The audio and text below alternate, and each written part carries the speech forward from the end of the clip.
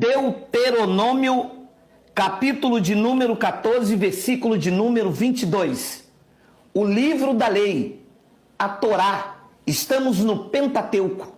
Nenhuma dessas palavras aqui são aplicadas para a igreja, e sim para o povo de Israel.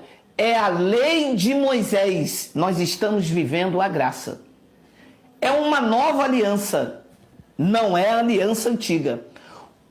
A aliança antiga, Cristo pôs fim. Romanos 10:4. Naquele madeiro ele cumpriu a lei. A frase tetelestai, do grego, quer dizer está cumprido, está consumado, não existe mais nada o que fazer. Paulo explica aos Colossenses, no capítulo 2, no versículo de número 13, que o escrito de dívida que constava de mandamentos e ordenanças, no madeiro ele rasgou. Ora, como é que um pastor vai me fazer pagar uma dívida que Cristo já pagou? Esta dívida estava sobre o povo judeu. Era o povo judeu, debaixo da lei de Moisés, que tinha que dar dízimo. Agora se espantem, porque esse dízimo nunca foi dinheiro, apesar de já haver dinheiro na época. Mas calma, os assembleanos gostam de ser chamados de bereanos, só que vão pelo que o pastor diz e não pelo que diz a palavra. Vamos ler? Deuteronômio capítulo 14, versículo 22. Vou ler o 22. Certamente darás os dízimos de todo o fruto das tuas sementes, leia comigo, que ano após ano se recolher no campo. De acordo com esse texto, os dízimos eram dados todos os cultos? Precisa ler mais a Bíblia. Os dízimos era anual. De acordo com esse texto aqui, o dízimo que Deus pediu era dinheiro ou era 10% da plantação dos judeus? Precisa ler mais a Bíblia. Quem é que inventou o dízimo como 10% do salário dos crentes? Os pastores, que não tem na Bíblia. Não tem na Bíblia Deus pedindo 10% do salário dos crentes. Não tem. Ora, e como é que vai sustentar a igreja? A igreja somos nós, vou mostrar daqui a pouco. Mas nós nos reunimos no espaço. Faz como nós fazemos aqui. O aluguel aqui é 4.000, a gente divide entre os irmãos. Você pega 40 irmãos, com 100 reais, pronto, você tem 4.000 reais. As claras, bota 3 pessoas para organizar. Agora eu vou pedir 10% do que ganha 1.000, 10% do que ganha isso, 10% do que ganha isso, e acontece que está aí. Um erro teológico, já no primeiro versículo. Aqui está escrito aqui: certamente darás o dízimo de todo o fruto das tuas sementes, que ano após ano se recolher do campo. 23. E perante o Senhor teu Deus, no lugar que ele escolher para ali a fazer habitar o seu nome, olha lá, comerás o dízimo do teu cereal, do teu vinho, do teu azeite e os primogênitos das vacas, das tuas ovelhas, para que aprendas a temer o Senhor teu Deus todos os dias.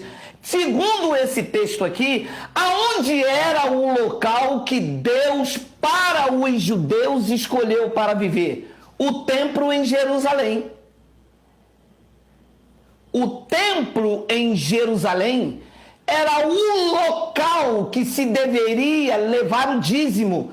O dízimo, não, segundo o conceito judaico, não era levado para as sinagogas, não era levado para as tendas. O dízimo, segundo o que Deus ordenou por meio de Moisés, era para ser levado no templo em Jerusalém.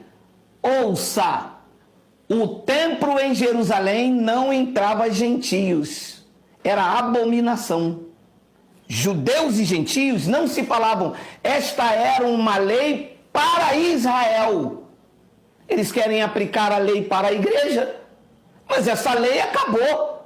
Diz Romanos 10:4 que o fim da lei é Cristo. O fim do dízimo, o fim dos dogmas, o fim do sacerdote. Mudou a lei, mudou o sacerdote. Diz o versículo de número 24: quando o caminho te for comprido demais, que os não possais levar, por estar longe de ti o lugar que o Senhor teu Deus escolheu para ali pôr o seu nome, quando o Senhor teu Deus te tiver abençoado, então vende a 10% da plantação dos dízimos e leva o dinheiro na tua mão e vai ao lugar que o Senhor teu Deus escolher. Segundo esta passagem aqui, quando Deus pediu o dízimo, que era 10% da plantação dos judeus, já existia dinheiro? Sim, olha aí, precisa ler mais a Bíblia. E Deus pediu o dinheiro ou 10% desta plantação? 10% desta plantação. O erro teológico está em nós que pregamos a graça de Cristo ou está nos pastores legalistas que ainda trazem a antiga aliança e jogam no colo das pessoas para sustentar um templo? Mas que templo? Que Deus não habita em templo feito por mãos de homens, e o templo, este aqui, em que as pessoas levavam dízimo, Jesus disse, não ficará pedra sobre pedra. O templo não teve importância, tanto é que Cristo derrubou. Derrubou quando ele morreu? Não, derrubou em 70, 37 anos após a sua ascensão ao céu. Então veja, já havia dinheiro lá na lei de Moisés. Eu estou lendo a Torá, Deuteronômio, o 5º livro de Moisés da lei. Havia dinheiro, mas Deus nunca pediu dinheiro a ninguém, porque Deus não precisa do dinheiro dos crentes. Deus pediu 10% da plantação, isto era para sustentar a tribo de Levi, que não tinha herança, não podia trabalhar. Os pastores se passam como Levi e querem viver de 10% da renda dos crentes, que trabalham, pegam trem cheio, pegam um ônibus cheio, enquanto os pastores dentro do gabinete pastoral, elaborando o que fazer para colocar a lei de Moisés de volta dentro da igreja de Cristo, que está livre. Para a liberdade foi que Cristo nos libertou. Permaneceis, pois, firme, e não vos prendais ao jugo de escravidão, que era o que a lei fazia. Então veja, o dízimo não tem nada a ver com a igreja atual. O dízimo era para Israel.